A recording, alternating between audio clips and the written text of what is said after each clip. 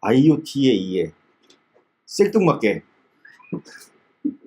전혀 우리의 기술 스택과 우리의 업무랑 전혀 상관없는 IoT를 그냥 교양으로 진행하는 IoT에 의해 말로 주저리주저리 설명은 뭐하니까 이거를 한번 보는 게 낫죠. 보면 이런 식의 영상들이나 IoT의 소개는 꽤 많이 들어보셨을 거예요. 그래서 뭐 이렇게 자고 일어나면 뭐 알람이 자동으로 깨면서 여러 가지 상황들을 알려주고 내가 원격으로 뭔가를 조정하고 이런 것들이 IoT다 그러면서 막 소개가 된단 말이죠. 그래서 그 영상을 다 볼 건 아닙니다. 이런 식의 것들이 IoT라고 대부분 소개가 된단 말이에요. 그러면 IoT가 과연 이렇게 주변의 상황이나 이런 것들을 그냥 나한테 미리 알려주고 내가 원격으로 뭔가 조정하고 이게 IoT냐? 그게 끝이냐? 예지가 어딨지? 그런 걸 생각을 해보면 사실 예지가 어디 있어? 이런 IoT의 이런 것들은 옛날에도 있었어요. 내가 국민학교 다닐 때도 홈 오토메이션이라고 해서 과학관 같은 데 가면 이미 다 볼 수 있었어요. 엘리베이터 그때도 다 있었던 기술인데 왜 굳이 요즘에 와서 IoT라는 이름으로 이제 각광을 받고 있습니다. 왜 떴냐? 결국은 이런 정보를 제공해주고 원격으로 뭔가를 조절하고 조정하고 컨트롤하고 하는 것들이 IoT의 본질이 아니라는 거예요. IoT의 본질은 다른 데 있고 그 다른 요소가 충족됐기 때문에 요새 각광을 받고 있는 것이다. 이것이 저의 생각입니다.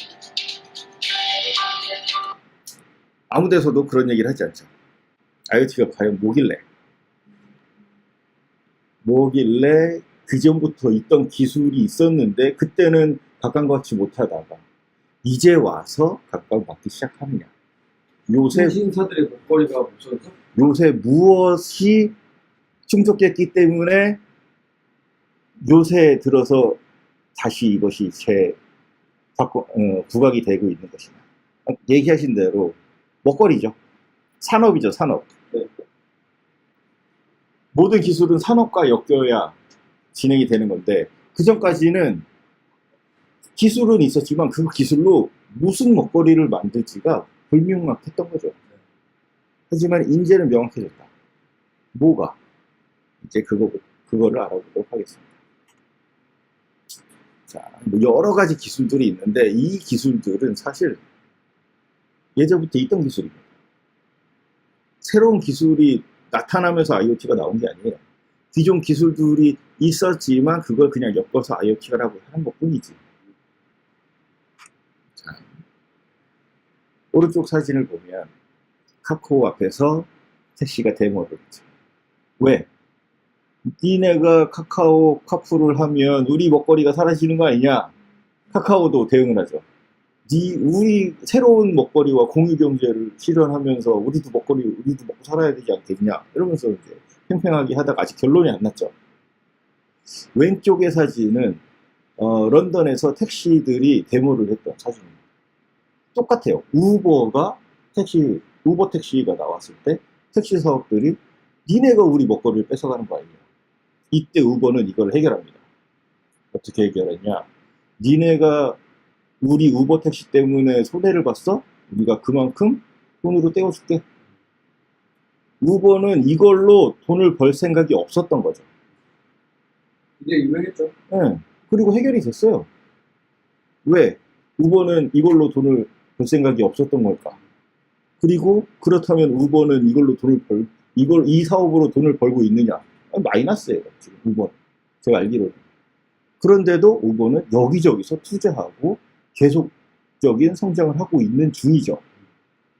그럼 우버의 비즈니스 모델이 뭔가요? 데이터죠. 우리가 운영하면서 사람들이 이용하는 트래픽, 이동하는 경로, 거리, 사용 패턴, 생활 패턴 이런 것들을 우린 데이터로 쌓을 것이고 그 데이터가 우리의 비즈니스 모델이다. 그러니까 택시업계에 니네가 손해보는 것들은 우리가 그냥 보존해줄게. 이렇게 얘기할 수 있는 거죠. 데이터가 목적인 거예요. 데이터에 대해서 이제 거기서 포커스를 두고 얘기를 해보겠습니다. 데이터는 이제 인포메이션과 데이터의 차이점은 아실 거예요. 인포메이션은 그냥 단순한 정보일 뿐이죠. 그게 잘 정렬되고 내가 사용하는 목적에 맞게 쉽게 찾을 수 있고 활용할 수 있도록 인덱싱되고 정렬되어 있고 그 다음에 활용할 수 있는 형태로 가공되어 있다면 그것이 이제 데이터가 되는 거죠. 예전에는 다 저렇게 손으로 썼습니다. 그리고 그거를 파일로 잘 분류해서 정리를 해뒀죠. 문제는 시간이 지날수록 양도 방대해지고 저 안에서 새로운 것을 찾기도 힘들어졌어요.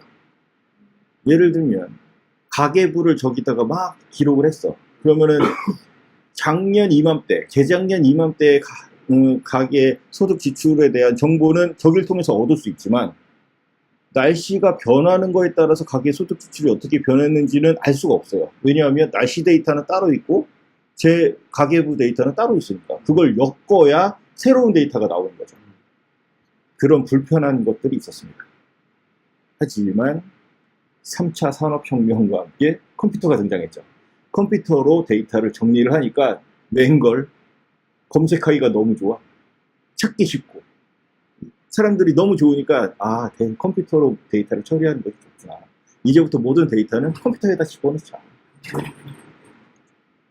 그리고 나서 컴퓨터에 저장하고 그거를 디스켓이나 USB 이런 데다가 저장 매체를 통해서 서로 공유하기도 좋고 복사하기도 좋고 원본과 훼손되지 않는 복사본을 만들면서 공간을 차지하지 않는 그런 데이터들을 만들어낼 수가 있었습니다.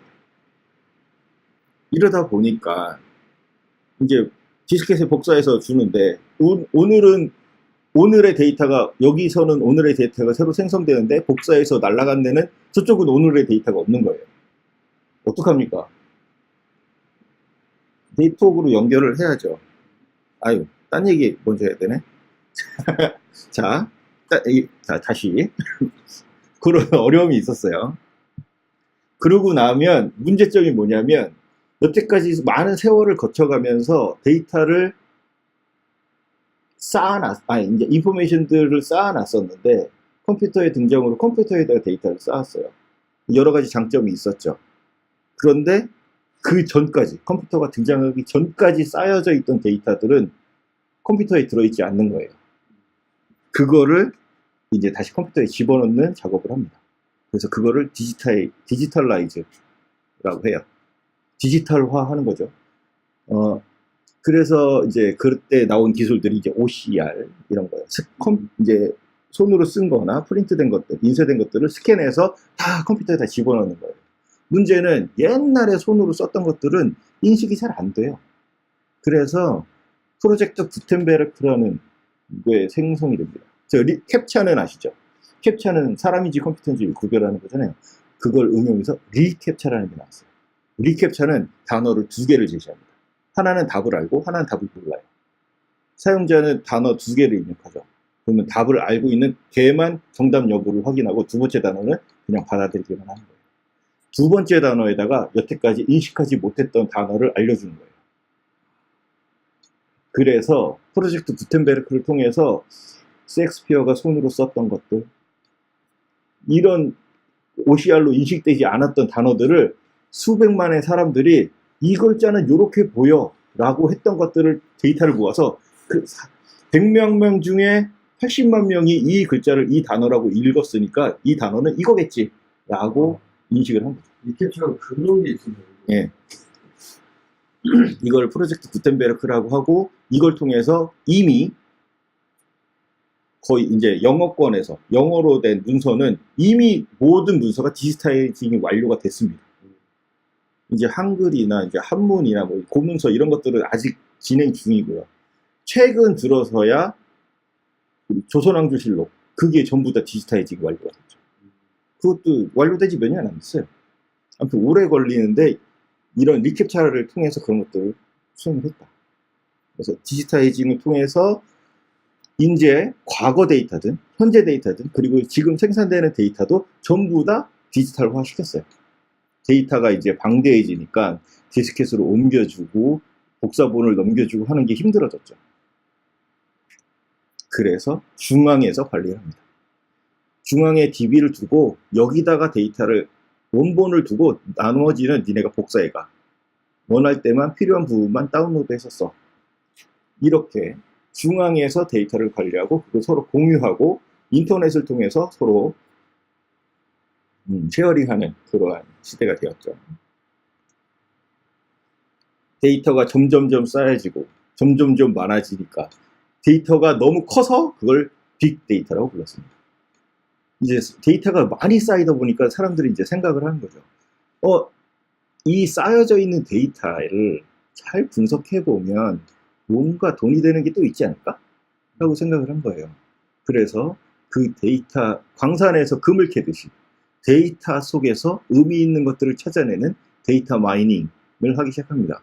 구글에서는 사람들이 무심코 들어가는 사이트, 타이핑하는 거, 마우스 이동하는 거, 클릭하는 것들을 모아서 그 사람한테 적절한 광고를 뿌려주죠.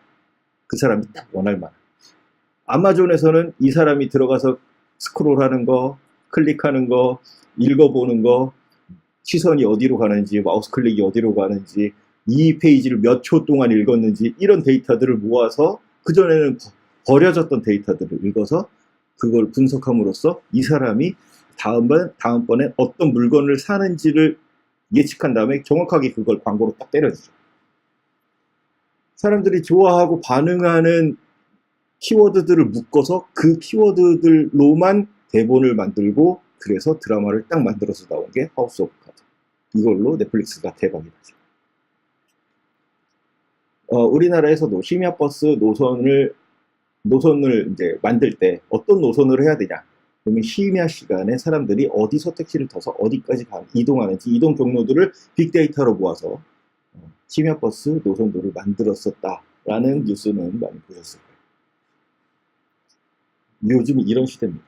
데이터가 빅하게 쌓여 있으면 거기서 새로운 의미 있는 돈이 될 만한 것들을 찾아낼 수가 있는 거죠. 여기서 돈이 되는 게 중요한 거예요. 그러니까 이제 산업이 여기서 끼어들기 시작하는 거죠. 데이터에서 의미 있는 걸 찾자. 그러면 여태까지 쌓여 있는 것도 많고 데이터도 많이 있는데 여기서 찾을 대로 다 찾은 거죠. 그러면 더 의미 있는 걸 찾고 더 돈이 될 만한 걸 찾으려면 광산을 더 많이 파야 되는 거예요. 데이터가 더 많아져야 되는 거예요. 그래서 여태까지 쌓여져 있던 데이터 그리고 데이터를 생산하는 애들을 컨텐츠 프로바이더라고 하는데 제한된 컨텐츠 프로바이더가 아닌 더 많은 놈들이 컨텐츠를 생산하게 하자. 그래서 유저 크리에이티드 컨텐츠 UCC 이미 엘빈 토플러가 제3의 물결에서 프로듀서 생산한 자와 컨슈머 소비자가 이제는 구분되지 않을 것이다 하는 프로슈머라는 걸 예측을 했죠.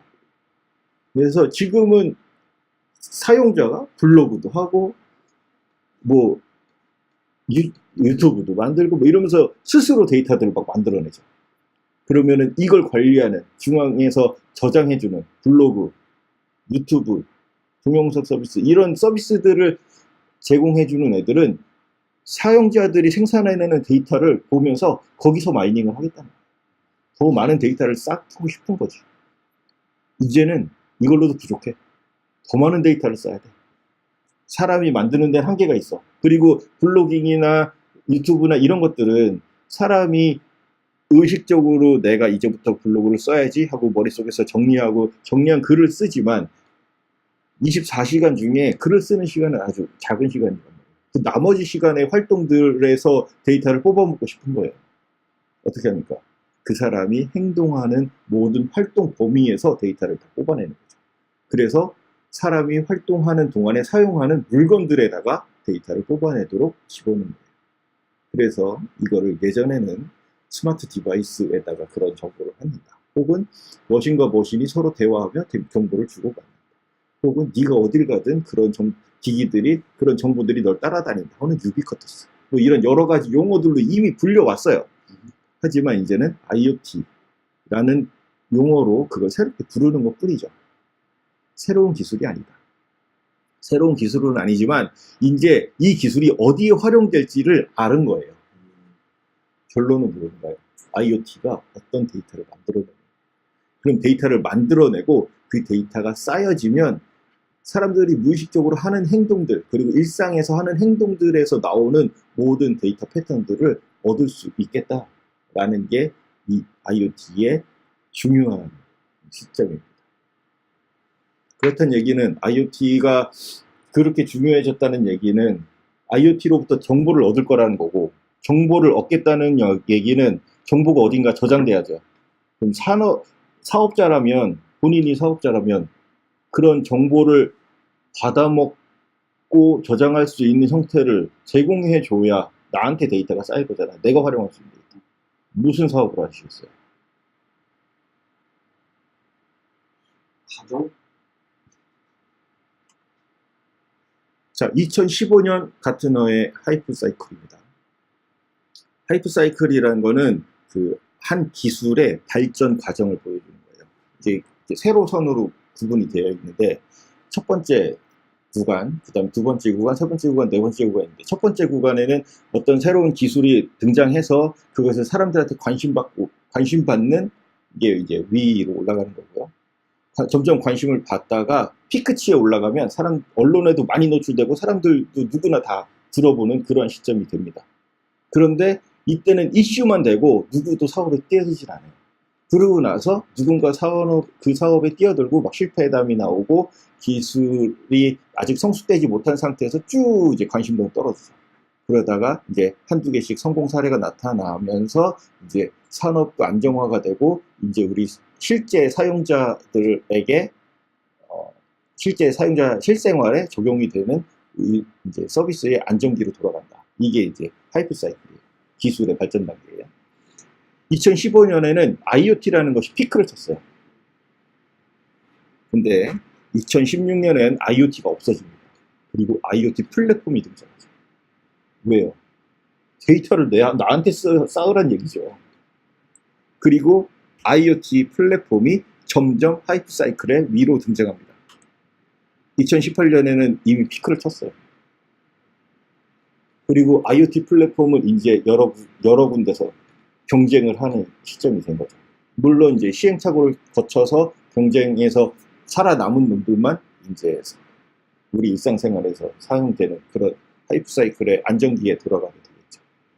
그러면 지금은 경쟁 과도기, 이놈 저놈 다 플랫폼을 만들어서 제공하는 시대가 되었죠. 자, IoT를 구성하는 기술을 보겠습니다. 사례를 보죠.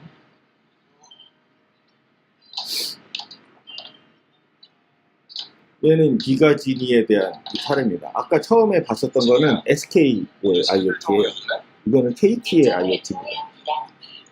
각통신사마다 IoT 만든다는 거죠. 경쟁 과도기니까 이놈저놈 다 만드는 거예요, 그냥. 자, 음성 인식으로 기가지니한테 뭔가를 시키면 정보를 제공해주고, 기가지니가 인터넷 검색해서 적절한 데이터를 제공해주고, 원격으로 집안 가전제품들을 조절해줍니다. 그전에는 그냥 이게 홈 오토메이션이고 거기서 끝이었고, 그걸로 뭔가 산업을 해봤자 연관되는 저런 걸로 가능한 가전제품 파는 게 끝이었어요. 돈 있는 사람들한테는 제공되는 거였어요. 그래서 그렇게 큰 산업이 아니었어요. 그런데 이제는 저걸로 저런 기기를 파는 거는 손해봐도 상관없다 라고 생각하는 거예요. 싸게 나가는 거예요. 왜? 제가 받아들이는 데이터가 중요하거든요. 이 가정은 일상생활에서 어떤 걸 검색하고 어떤 걸 먹고 어떤 생활을 하는지 그 정보를 기가지니는 전부 다 KT의 그 데이터를 쌓고 있는 거예요. 싼 기기 가격은 우리의 데이터를 팔아먹음으로써 충당이 되는 거죠. 자, 예를 들어서 이거는 필립스에서 나온 그 IoT 칫솔이에요. 이걸로 이빨을 닦으면 데이터가 무선으로 전송이 돼서 필립스 서버에 쌓입니다. 내가 이빨을 닦는데 내 이빨 모양이 어떤지, 내 이빨을 얼마큼 닦았는지, 몇 시간이나 닦았는지, 그 다음에 그 이빨 모양이 어떻게 생겼는지 이런 것들을 다 분석을 합니다. 그래서 사용자에게는 앱으로 네 이빨 모양이 이렇게 생겼고 너는 여기는 잘 안 닦더라. 여기는 좀 더 닦아야 돼. 그리고 뭐 이런 것들을 예측해주는 거죠. 그러면 여기에 무슨 사업자라면 뭐 무슨 이렇게 쌓은 데이터를 어디다 쓰겠습니까?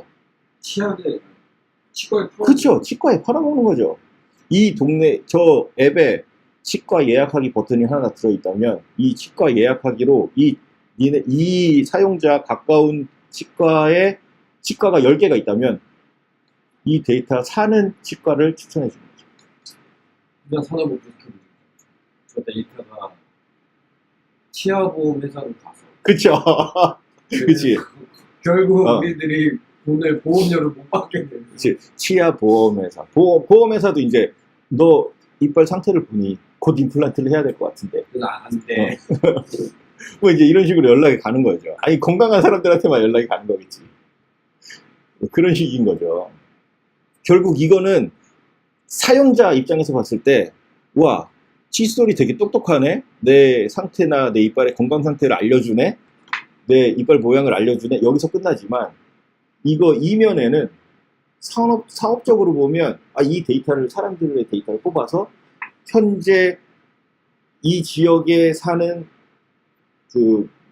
연령대 몇 살의 이 사람들은 이빨 형태가 어떻고, 지금 치아 건강 상태가 어떻고, 이런 공공 데이터도 만들어낼 수 있지만, 보험에서 활용할 만한, 혹은 치과 데이터, 그 다음에 이 사람이 뭔가 보철을 한다면, 그 사람 보철은 새로운 그 모형을 뜨거나 본을 뜰 필요가 없어요. 치과 가서 이 핸드폰 앱 딱 보여주거나, 이 자기 아이디만 알려주면 그 사람의 3D 모형으로 된 이빨 모양을 그대로 받아서 바로 그 다음날 보철이 만들어지는 거죠. 예약만으로도 보철을 만들어낼 수가 있는 거죠. 이런 겁니다. 이렇게 IoT의 밑에는 산업이 주축이 됐고, IoT가 어디에 활용될지, 어떻게 활용되면 돈이 되는지를 알았기 때문에 요새 각광을 받고 있는 거죠. 라는 겁니다. 물론 공공에서도 충분히 활용이 가능하죠. 이거는 멕시코에 있는 가로등이에요. 여기에다가 소리 센서를 달았어요. 주변에 총소리, 비명소리 이런 것들이 들리면 가로등끼리 서로 다 그 소리를 들을 거잖아요. 얘는 크게 듣고 쟤는 작게 듣고 서로 그걸로 해서 대략의 위치를 파악합니다. 그리고 경찰한테 바로 연락하는 거죠. 범죄율이 급감했습니다. 바르셀로나에서는 가로등에다가 센서를 부착해서 이 지역의 공기 오염도가 어느 정도 되는지, 소음이 어느 정도 되는지 이런 것들을 막 판단해서 인구 밀도를 조사합니다. 그리고 사람들이 별로 안 다니는 시간이나 사람들이 활동이 없는 시간 혹은 그 지역 이런 곳에 밝기를 줄이는 거죠. 그래서 에너지 효율을 극대화시켰어요. 이런 식으로 공공 데이터로도 활용할 수가 있죠. 자, IoT의 기술은 IoT니까 I하고 T 두 개가 기술이 들어갑니다. T에는 하드웨어와 소프트웨어로 나눠지고 I에는 이 하드웨어로부터 얻어진 데이터를 소프트웨어가 받아서 인터넷의 인터페이스에게 전달을 하면 인터페이스가 그걸 받아서 데이터베이스에 저장하고 그것을 사용자에게 아까 앱 같은 그런 형태로 프레젠테이션 할 수 있도록 가공해주는 이런 단계를 밟습니다. 그 사이에서 데이터에 쌓인 것들을 얘네는 분석을 하죠. 그리고 하드웨어는 센서를 통해서 그런 것들을 받아들이죠. 여기서 나온 산업이 플랫폼 산업. 아까 플랫폼 산업 보셨잖아요. 이제 한참 뜨고 있는 피크치는 그 사업. 여러 놈이 이제 다 하고 있는 거죠. 예를 들어서 센서가 칫솔에 센서가 달려서 뭐 현재 얼마 동안이나 이빨을 닦고 있는지, 방향이나 모양이나 내가 어느 정도 세기로 이빨을 닦는지 이런 것들을 다 센싱을 하죠. 그리고 그걸 펌웨어에 들어간 소프트웨어가 그걸 수집해서 전송합니다. 플랫폼에서는 그 데이터를 받아서 어차피 칫솔을 공유해서 쓰지는 않으니까 이건 정확한 개인 데이터란 말이에요. 개인별로 데이터를 저장하고 분석해서 마케팅 정보로 활용할 수 있는 부가가치를 생산하죠. 그래서 사용자한테는 현재 그 사람에게 도움이 될 만한 유용한 정보들을 제공해주고 부가 생산된 마케팅 정보를 이용해서 다른 새로운 사업을 진행할 수 있는 이런 문제가 되는 거죠. 결국에는 사용자가 그 데이터를 활용해서 치과나 치과보험이나 이런 데 활용이 될 수 있다. 참여 업체들은 이미 많은 애들이 참여를 했다. 그리고 플랫폼 이미 많은 애들이 참여하고 있다. IoT 기가 IoT 메이커스, SK 띵플러그, 찡스피크 뭐 이런 애들이 있습니다. 단순히 몇 개만 보여드렸지만 엄청나게 많습니다. 자, 그러면은 이 IoT 기기들을 만들어내는 것을 우리 지금 이해하는 것뿐만 아니라 만들면서 이해하자는 건데, 그러면은 뭘로 만드냐? IoT는 하드웨어와 소프트웨어로 구성된다 그랬죠? 그럼 하드웨어를 만들 줄 알아야지. 그리고 소프트웨어도 만들 줄 알아야죠. 하드웨어는 컴퓨터로 만드는 거예요. 어쨌든 소형 컴퓨터가 들어가는 거니까. 소형 컴퓨터는 만들기가 어렵단 말이에요. 그런데 이미 만들어져 있는 걸 활용하면 돼요. 그런 것들이 라즈베리파이나 아두이노 이런 것들이 이미 만들어져 있는 것들이 많이 있습니다. 그리고 소프트웨어들도 이 아두이노나 라즈베리파이에 들어가는 소프트웨어를 만들면 되고, 그런 것들도 이미 오픈소스화돼서 많은 발전이 이루어져 있습니다. 그래서 개인이 그런 것들을 쉽게 만들 수 있는 시대가 되었죠. 그래서 그런 것들을 메이커 운동이라고 합니다. 자기가 자기의 관심사와 취미 활동을 좀 더 전문적으로 할 수 있고, 혹은 좀 더 발전할 수 있도록 돕는 운동. 그것이 메이커 운동이죠. 전 세계의 각 주요 도시마다 메이크 페어라는 게 1년에 한 번씩 매번 이루어집니다. 우리나라도 메이크 페어 서울이라고 해서 작년 같은 경우는 이제 10월에 매년 10월쯤에 하고 있어요. 우리나라에서는 7번째가 작년에 이루어졌죠. 올해는 이제 8번째 행사가 이루어지겠죠. 이 사람이 이제 데일 도어티라는 사람인데, 메이크라는 잡지가 있어요. 이 사람이 이제 잡지를 창간하고, 우리는 모두 메이커다. 우리는 모두 뭔가를 만들고 있다. 그래서 내가 니네가 만드는 걸 도와줄게. 만들 수 있는 기술도 알려줄게. 만들 수 있는 도구도 제공해줄게. 니네는 창작과 아이디어만 가지고 뭔가 만들어. 라는 이런 이제 발상을 가지고 이런 것들을 사업을 시작했습니다. 그래서 데일 도어티가 We are Maker라고 하는 이런 영상이 있는데, 요거는 안 보겠습니다.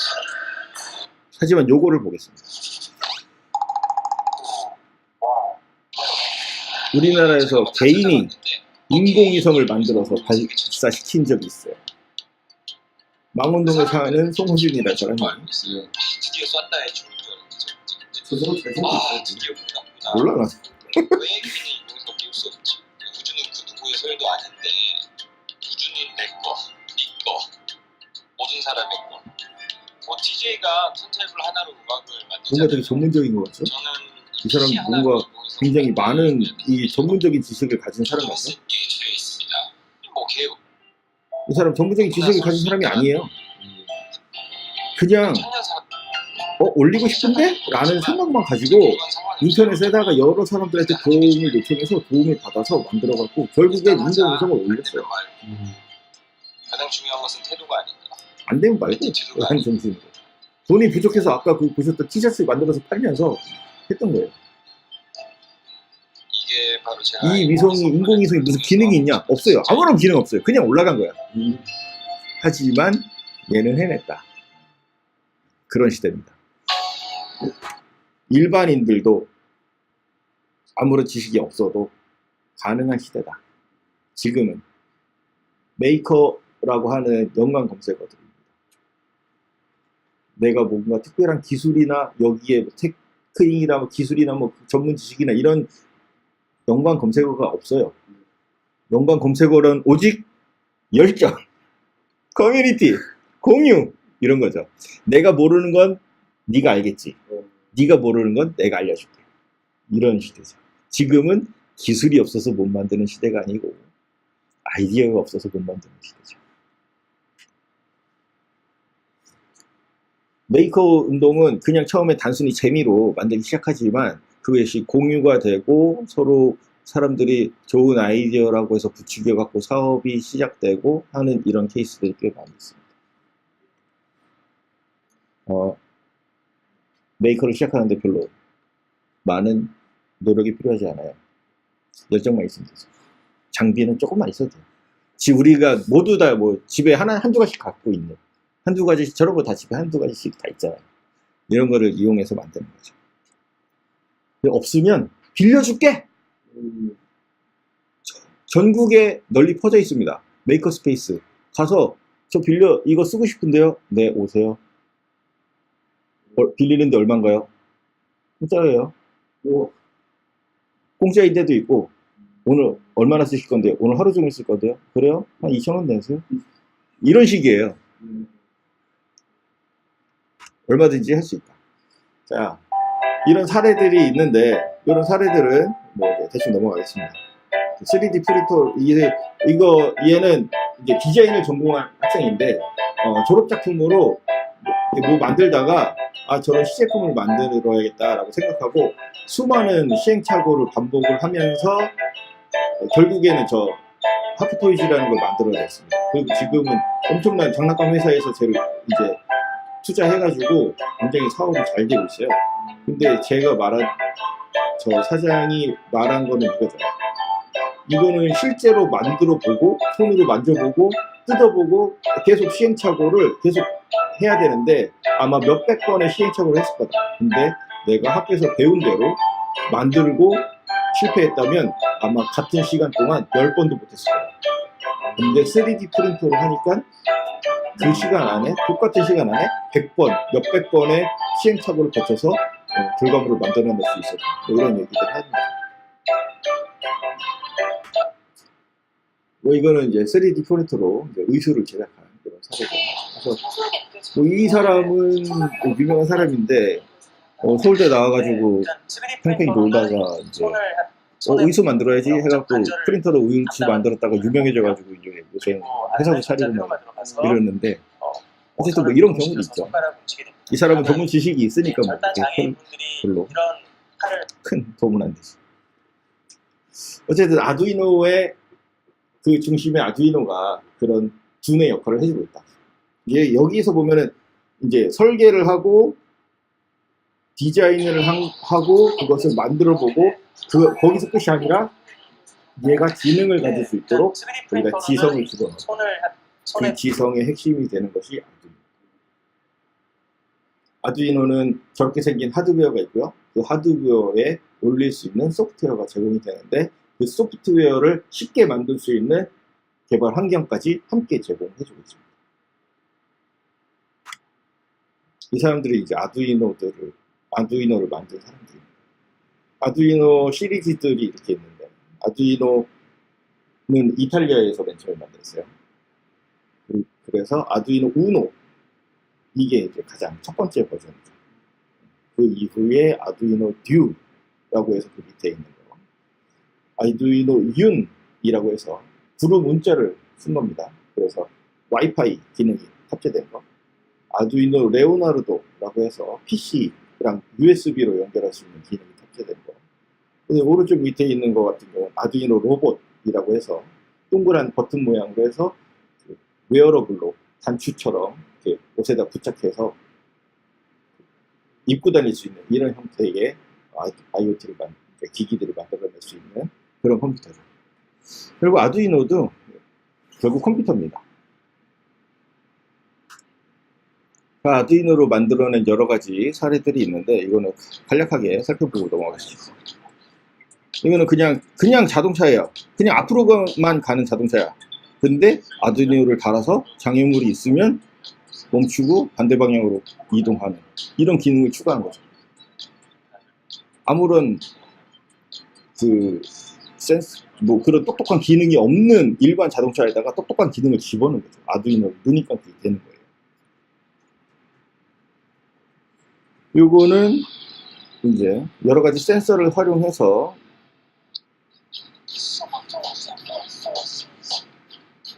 에어드롭 호공에다가 흔들고 호공에서 발짓을 하면 실제로 드럼 소리가 나요. 여기 센서들에서 받아들이는 신호를 컴퓨터에 보내고 컴퓨터가 그 신호, 각 신호에 맞는 소리를 내는 거죠.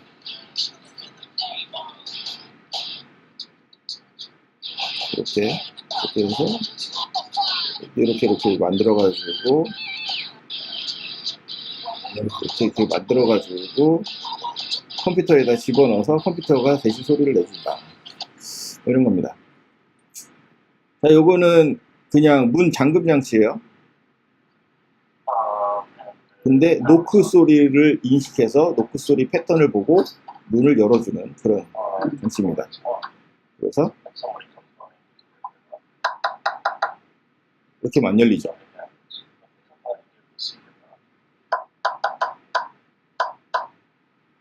이렇게 열리죠. 그래서 소리와 소리 사이에 시간차들이 정해진 패턴들에 들어왔을 때 문을 열리게 이제 지능을 넣은 거죠. 그냥 단순한 자물쇠에다가 지능을 넣은 거죠.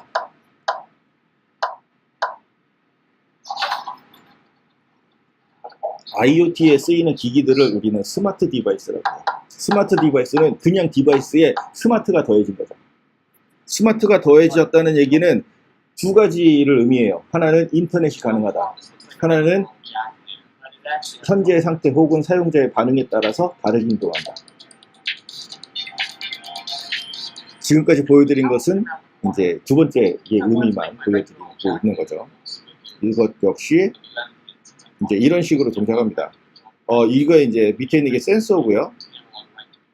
밑에 있는 게 센서고요. 이 센서에서 사람이 접근하는지를 근접하는 것을 받아들이는 거죠.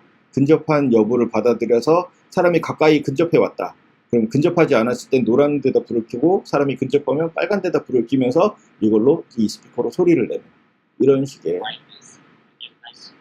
동작입니다. 그래서 실제로 얘가 어떻게 동작하냐면 그렇게 동작합니다. 가까이 가면은 빨간 불이 바뀌어서 소리가 나.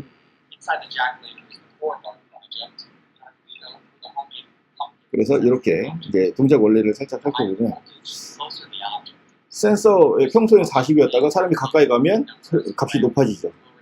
값이 임계점보다 우리가 설정한 임계점보다 높아지면 이제 동작을 바꾸도록 그렇게 처리를 하는 그런 기능을 소프트웨어를 담고 그 기능이 담긴 컴퓨터를 저 호박 안에다 심어서 그런 기능이 가능해지는 거죠. 자, 이거는 이제 와이파이하고 연결해서 와이파이를 통해서 원격으로 LED를 껐다 켰다 하는 그런 이제 사례를 보여드립니다.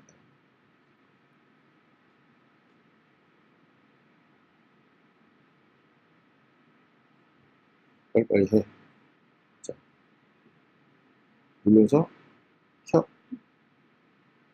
핸드폰으로 와이파이만 연결되어 있다면 멀리서도 이렇게 원격으로 조정이 가능하다. 그리고 이런 것들을 되게 예전에는 되게 어려운 기술이었는데 아두이노를 이용하면 이런 기능을 어렵지 않게 쉽게 만들어낼 수가 있다. 그래서 IoT를 누구나 만들 수 있다라는 거죠. IoT 기기가 데이터를 뽑아먹는다고 했죠.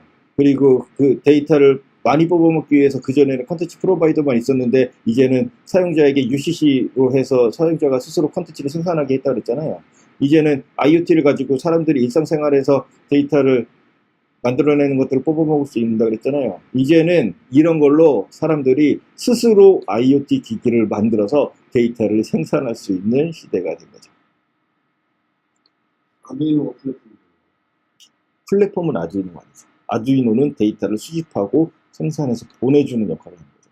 IoT 중에서 T의 역할을 하는 거죠. I의 역할은 플랫폼이 된다. 플랫폼은 아까 봤듯이 KT에서도 나오고 LG에서도 나오고 SK에서도 나오고 해외에서도 나오고 막 해외 주요 포털이나 IoT를 한다고 하는 데나 아니면 신생이나 이런 데서 플랫폼을 다 만듭니다. 그 플랫폼에서 제공해 주는 건 인터페이스, 데이터베이스, 프레젠테이션, 그 다음에 어널리틱스 이런 것들을 다 제공해 줍니다. 자, 그럼 이제 우리가 IoT 기기를 만든다. IoT 중에서 T와 I 중에 I는 이미 플랫폼이 경쟁이 가속화가 되고 있기 때문에 그 중에 하나 사용하면 됩니다. 그리고 언젠가 나중에 다 정리돼서 한두 놈이 이기고 그 놈이 평정을 하겠죠. 나중에 가서 그 놈 쓰면 됩니다. 그러면은 우리는 T만 제대로 하면 되죠. T를 할 수 있으려면 하드웨어와 소프트웨어를 만들어내는 거죠. 그리고 하드웨어는 이제 이런 것들이 있죠. 이런 CPU. CPU가 결국엔 컴퓨터인데 CPU만 가지고 쓸 수는 없어요. 이거를 보드에다가 담아서 쓰죠. 보드에다 담아서 쓰는데 이걸 가지고 우리가 직접 쓰진 않습니다. 인터페이스 장비들을 달아서 그제서야 쓸 수 있죠. 그런데 하드웨어를 이렇게 구성해 봤자 우리는 아무것도 못해요. 소프트웨어가 없으면. 그래서 OS라든지 이런 컴퓨터 프로그램이라든지 브라우저나 오피스나 이런 프로그램들을 더 깔아야 뭔가 동작을 해서 우리가 소프트웨어를 이용해 하드웨어를 제어해서 사용이 가능한 거죠. 그런 거랑 똑같습니다. 우리가 뭔가 아두이노를 만든다라는 것은 센서를 달고 아두이노를 붙여서 기기를 만들어낼 수 있지만 그걸 구동하는 소프트웨어도 우리가 만들어서 전달을 해줘야 된다. 그러기 위해서는 코딩을 해서 이게 처음에 이거의 대상은 프로그램이 뭔지도 모르는 사람들을 대상으로 하는 거기 때문에 코딩이 뭔지부터 얘기해서 코딩의 중요성과 코딩을 하는 과정을 포함합니다. 코딩이란 여기서 제가 돼지를 잡으려면 이렇게 순서대로 움직이게 하면 됩니다. 이런 논리 흐름을 기록하는 것이 그리고 그 흐름대로 컴퓨터가 일을 하도록 만들어내는 것이 코딩입니다. 이런 개념을 얘기합니다. 그렇게 해서 이제 스크래치로 코딩하는 것을 실습을 하게 됩니다. 우리는 이 실습을 넘어갑니다. 안 해도 되잖아요, 우리. 자, 이거는 아까 스크래치를 만든 사람이 나와서 강연을 하는 거예요. 한번 보겠습니다. 자, 그래서 스크래치 실습을 하고 그 다음에 아두이노 실습을 하는데 이제 싱커캐드라고 하는 곳에서 실습을 할 거예요. 자, 실습을 하는 걸 이제 살짝 보여드리겠습니다.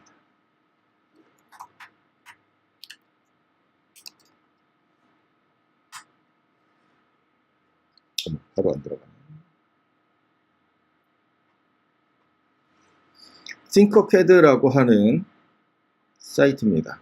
오토데스크에서 만든 사이트예요. 오토데스크는 꽤 오래전부터 3D 프린터와 IoT 뭐 이런 데 관련해서 계속적인 소프트웨어적으로 지원을 계속하고 있습니다. 이쪽에서 뭔가 선점을 하고 싶은 거죠. 그래서 3D 디자인을 할 수 있는 기능도 제공해주고 있고요. 그 다음에 서킷이라고 해서 IoT를 할 수 있는, 그러니까 아두이노를 할 수 있는 그런 에뮬레이션을 제공해 줍니다. 새 회로를 작성해 볼게요.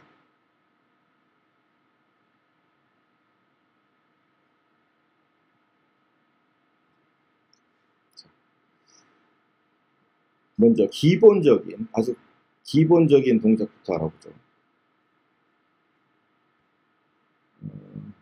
전구가 없네요. LED밖에 없네요. 전구가 없네요. 이걸 닫았죠. 자, 얘를 이렇게 회전해. 회전해. 돌아. 자, 그리고 요거를 이렇게 딱 붙여보겠습니다. 붙이면 이게 시작하면 이제 불이 들어올 거예요, 안 들어올 거예요? 있죠? 아이고. 들어올까요, 과연? 안 들어옵니다. 왜 안 들어올까요? 이 LED는 플러스 마이너스가 있어요. 자, 이 어느 한쪽이 플러스 어느 한쪽이 마이너스예요. 여기 에노드, 캐소드라고 써 있는데 영어를 알면 우리 어느 쪽이 플러스인지 알 수 있겠지만 영어를 모르는 우리들은 그림을 보고 파악을 하는 거죠. 플러스 뭔가 남는다. 마이너스 뭔가 모자르다. 자, 어디가 남습니까? 위에가 남네요. 위에가 플러스인 거죠. 자, 그러면 플러스는 빨간색일까요? 까만색일까요? 그렇죠. 빨간색이 플러스죠. 그러면은 이쪽에서 여기를 연결하고 빨간색으로 해봅시다. 그러면은 이쪽에서 여기를 연결하는 거죠. 까만색으로. 그럼 불이 들어올 거야, 안 들어올까요? 그, 들어옵니다.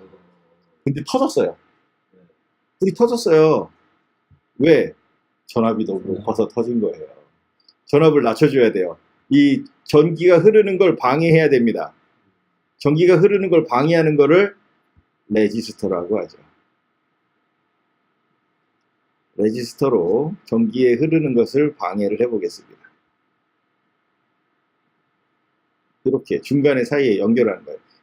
자, 얘는 이제 여기서부터 전기가 통해가지고 이렇게 갔다가 불을 켜고 다시 돌아서 이쪽으로 이렇게 해서 이렇게 다시 흘러가고 다시 이렇게 갔다가 다시 이렇게 해서 이렇게 흘러가는 이런 과정을 겪습니다. 근데 이 길은 아스팔트 길인데 얘를 거치면 진흙탕 바닥이 되는 거예요. 그래서 얘 때문에 천천히 갑니다. 그러면 교통체증이 일어나죠. 그러면 여기 갔다가 여기 돌아와서 여기 다 순환 도로인데 얘가 교통체증을 일으키니까 여기 다 체증이 일어나는 거예요. 전기가 천천히 가는 거죠. 그래서 전기가 떨어집니다. 그래서 불을 켜면 안정적으로 불이 들어오는 거예요. 자, 이 10kW, 여기는 ohm이라고 했는데 10kW니까 이제 만이죠. 만 ohm이에요. 진흙탕 바닥이 10,000kW나 있는 거예요. 진흙탕 바닥을 1kg만 주면 불이 밝아졌어요. 자, ohm으로 이렇게 하면 1kg죠. 그러면은 900ohm 하면 0.9kg. 자, 100으로 해볼게요. 불이 깨지진 않았지만 위험해요. 이 정도. 300 정도는 돼야 되네. 아니네, 400. 400 정도는 돼야지 불이 켜지네요. 이때 가장 적당한 속도로, 불이 켜질 수 있는 가장 적당한 속도로 지금 전기가 흐르고 있는 거예요. 그래서 가장 밝은 빛이 나오고 있죠. 만약에 400이 아니라 아까처럼 만이었다. 그러면 지금 밝기하고, 지금 더 어둡죠. 이렇게 시뮬레이션 해볼 수가 있습니다. 자, 별거 없죠? 자, 그러면 이렇게 전기를 이런 식으로 사용한다. 그러면 이제 여기서 아두이노를 꺼내서 한번 해보겠습니다. 이게 아두이노 우노예요. 아두이노 우노를 시작을 해볼게요. 시작을 하면 보이십니까? 여기 깜빡깜빡 하는 거? 얘가 깜빡깜빡 하고 있어요. 이거 시뮬레이션 중지. 깜빡깜빡 하고 있어요. 그러면 다시 LED를 달아서 뭔가 남는다. 얘도 그걸 달아줘야 됩니다. 레지스터를 13번 핀에다 연결하고 한쪽을 마이너스는 그라운드에다 연결할게요. 그라운드가 마이너스입니다. 우리 피레침을 딱 연결하면 천장 그 위에서 번개가 치면 피레침을 딱 받아서 땅속으로 딱 집어넣잖아요. 그럼 땅속에 집어넣으면 전기가 없어지거든요. 그래서 여기 그라운드라고 해준 겁니다. 그라운드에다 집어넣는 거예요. 자, 그러면 시작. 이쪽 불과 함께 이쪽이 같이 불이 켜지죠. 얘는 왜냐하면 얘는 기본 LED라고 해서 13번 핀하고 연결되어 있기 때문에 그래요.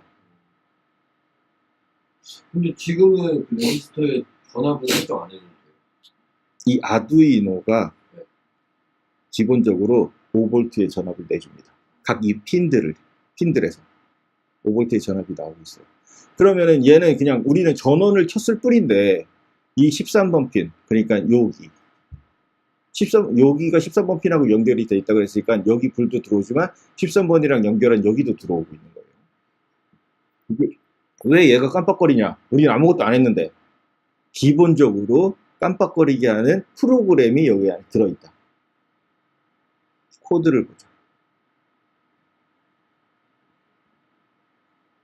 자, 이게 코드예요. 읽어보면 기본 LED를 하이라는 거는 볼트를 높여라. 1초 기다려라. 기본 LED를 로우로 해라. 1초 기다려라. 이게 삥삥 도는 겁니다. 그러니까 기본 LED 얘는 13번하고 연결되어 있으니까 23번. 여기에 불이 들어왔다 안 들어왔다 들어왔다 안 들어왔다. 만약에 내가 여기를 0.5초 동안 불이 들어오게 하고 1초 동안 꺼지게 한다. 이걸 이렇게 코드를 바꾸고 실행하면 깜빡하고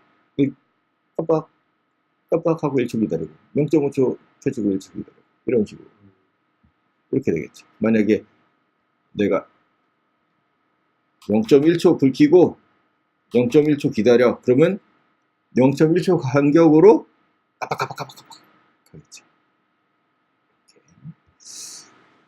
이런 식입니다. 간단하지 않죠? 간단하지 않습니까? 자, 그러면은 요거를 요런 식으로 코딩 할 수도 있는데 요거는 그림으로 우리가 표현을 한 거고 실제 코드는 이러한 코드가 됩니다.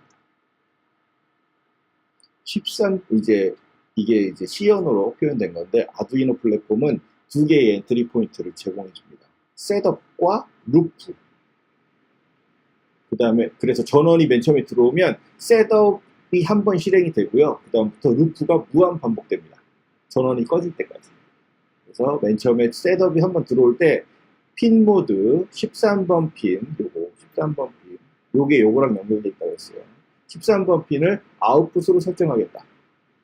그렇다는 얘기는 0번부터 13번 핀까지는 인풋으로도 쓸 수 있고 아웃풋으로도 쓸 수 있다는 얘기예요.